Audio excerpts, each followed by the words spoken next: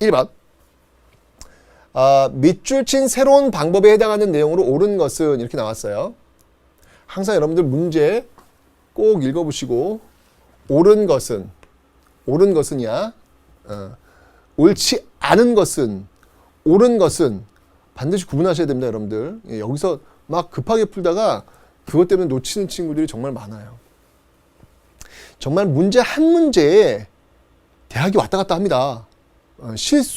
몰라서 틀린 건 어쩔 수 없지만 실수해서 틀리면 안 되잖아요. 그죠? 그러니까 항상 지금부터 여러분 수능 때 하려고 하지 말고요. 지금부터 연습하세요. 매사 시험에 여러분들 겸손한 자세가 필요합니다.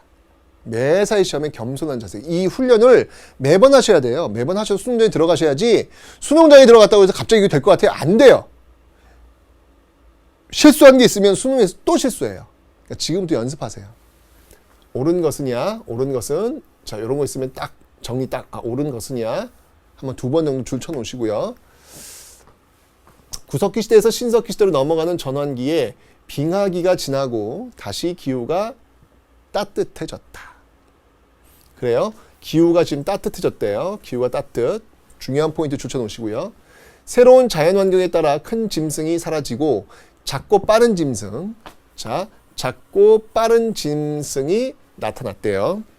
이러한 변화에 적응하기 위하여 이 시기의 사람들은 새로운 방법을 찾으려고 노력했다라는 거예요. 자, 기후가 따뜻해졌으며 작고 빠른 짐승이 지금 나타났다가 지금 이 키워드예요.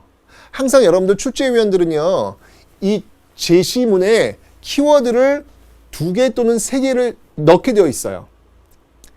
그런데 좀 어려운 문제는요, 키워드가 하나. 좀 더 어려운 문제는 키워드가 분명히 있긴 있는데 묻히는, 희미하게 보이는 그런 키워드를 집어넣는 경우가 있어요.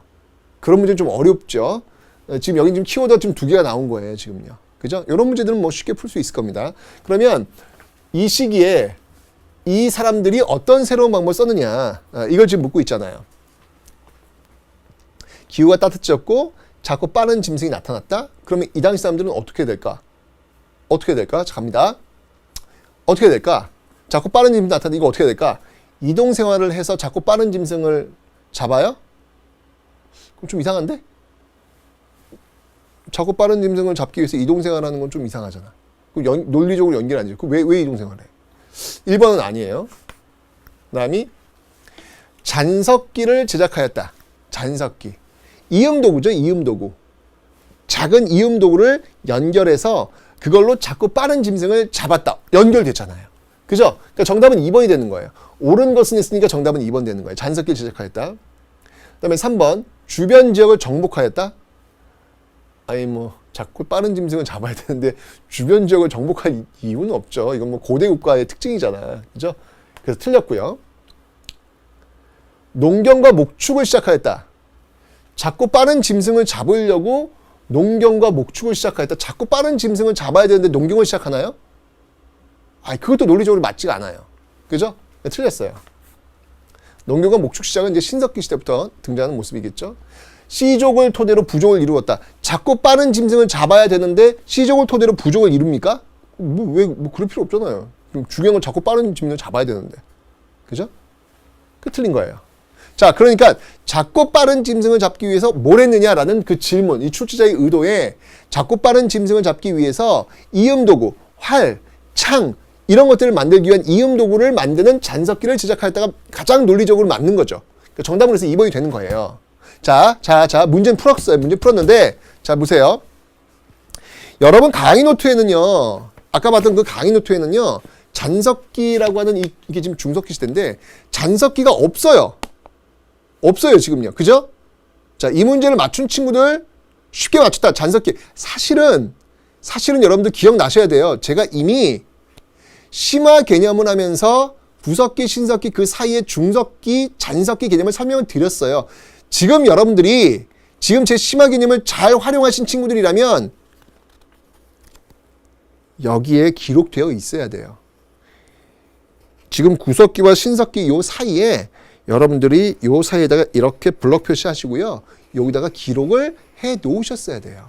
그래서 잔석기, 기후상승, 그리고 잔석기 제작. 이 내용 제가 심화 개념에서 해드렸거든요. 적어 넣으셨어야 돼요. 그런데 그렇지 못할 수도 있잖아. 물론 여러분들 여기다가 적어 넣을 수도 있고요. 그 밑에 한눈에 바라보는 마이 페이지 있잖아요. 한눈에 보는 마이 페이지. 여기다가 적어 놓으셔도 상관없어요. 하여튼 이쪽 페이지. 이쪽 페이지. 지금 이 문제가 지금 이쪽 페이지에 해당하잖아요. 그러니까 이쪽 페이지에 여러분들 살을 붙이시라고요. 잔석기라고 하는 말 지금 처음 들어봤어. 아, 이게 바로 이음도구. 아, 바로 활, 창과 같은 이음도구. 작고 빠른 짐승을 잡기 위한 것이었군. 이게 만든 이유가 뭐냐면 기후가 따뜻해졌기 때문이야. 기후 상승, 작고 날랜 짐승 출현, 잔석기 제작. 요 세 가지 문구를 여기다가 이렇게 적어 넣으시면 되는 거였어요. 문제를 풀 때도 마찬가지야. 문제를 맞추긴 맞췄는데 잔석기가 뭐지? 뒤에 해설 보니까 그런 게 나오는 거예요. 그러면 여기다가 적으시라고요. 없잖아, 지금 강의 노트에는. 그죠? 이렇게 해서 살을 차곡차곡 붙이시는 거예요. 그 다음 만약에 이 문제를 맞춘 친구들 설명했고요. 만약에 이 문제를 틀렸어. 잔석기가 뭐야? 처음 들어본 거야. 잔석기가 뭔지 나 이거 모르겠는데? 이게 뭔 소리야? 틀렸어. 그럼 여러분들 똑같은 방법으로 아까 한번 보세요. 자, 요건 제가 예시를 하는 거예요. 이 문제를 맞춘 친구들, 맞췄지만 잔석기에 대해서 조금 더 알고 싶어, 조금 찝찝해, 조금 더 자세히 설명하고 싶어. 그런 친구들은 여기다 파란색으로 표시해 놓으세요. 여기다가 파란색으로 그 내용을 적으시라. 파란색 볼펜으로. 무슨 말인지 알죠? 파란색 적어놨죠? 그 다음 이 문제가 틀렸어. 잔석기 몰라. 난 몰라. 문제를 푸니까 안 거야. 그럼 이거는 틀린 문제예요. 오답 노트를 만드셔야 돼요. 그 오답 노트를 어디다 만드냐면 역시 마찬가지로 여기다가. 그런 친구들은 아까 여기 구석기와 신석기 그 사이 거기에다가 아까 맞춘 친구들은 좀 찝찝한데 좀 더 확인을 할 필요가 있을 것 같아서 파란색 썼죠. 근데 틀린 친구들은 그 부분에다가 똑같이 색깔만 바꿔서 빨간색으로 틀린 부분을 적으시는 거예요. 네. 그러면 여러분 이게 어떻게 될까요? 이게 지금 이 수능 특강 문제뿐만 아니라 이제 앞으로 여러분들 모의고사도 보셔야 되고 학력평가도 보셔야 되고 모의평가도 보셔야 될 거 아니에요. 그죠? 그리고 여러분 기출문제 풀 거 아니야.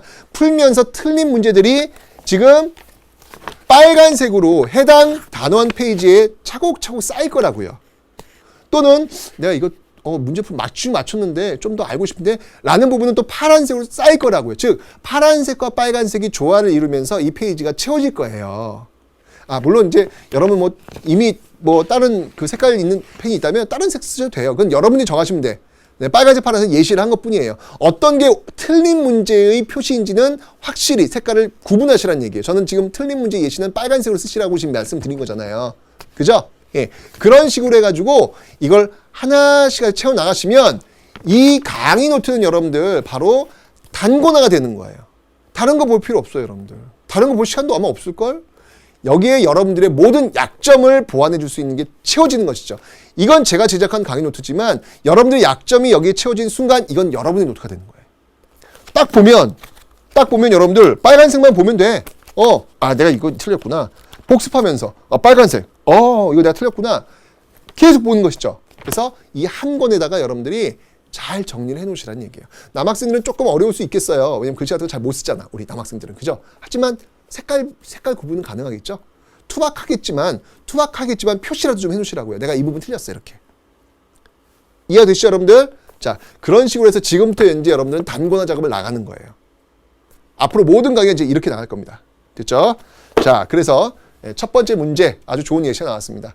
사실 제가 볼 때는 이 문제가 수능에 나오지는 않을 거예요. 잔석기 문제가 수능에 나오기는 좀 그렇지만 그것도 수능 특강이니까 또 하나의 또 기본적인 어떤 그 상식의 외연을 넓힐 수 있는 그 장치를 하잖아요. 그런 측면에서 적어 놓으시면 괜찮습니다. 틀린 친구들은 오답 노트 만드시고요.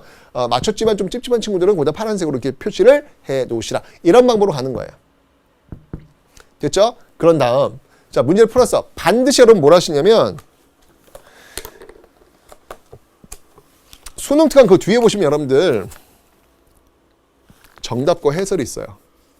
정답과 해설이 있어요. 이 정답과 해설을 꼭 읽으세요. 꼭 너무 쉽게 맞췄어. 그래도 또 읽으세요. 정답과 해설 꼭 읽으세요. 한 문제를 풀고 정답과 해설을 보셔야 한 문제가 완성되는 거예요. 저는 이런 거 비춥니다. 왜 특히 탐구 영역, 특히 이제 한국사 같은 경우에 여러분들 왜 기출 문제, 여러분 1400제 보시면 어떻게 구조되어 있어요? 1400제 같은 경우에는 비슷한 유형의 문제, 비슷한 주제의 문제가 계속 반복돼서 나오게 지금 전개되죠. 그런데 여러분들 이런 문제집을 푸는 친구들이 있어요. 왜 6월 달 따로, 그러니까 연도별 기출 문제 있죠. 연도별 기출 문제. 연도별 기출 문제 이렇게 왕창 모아놓은 거 있잖아요. 그냥 차곡차곡 모아놓은 거 절대 비춥니다. 저는 절대 비추예요.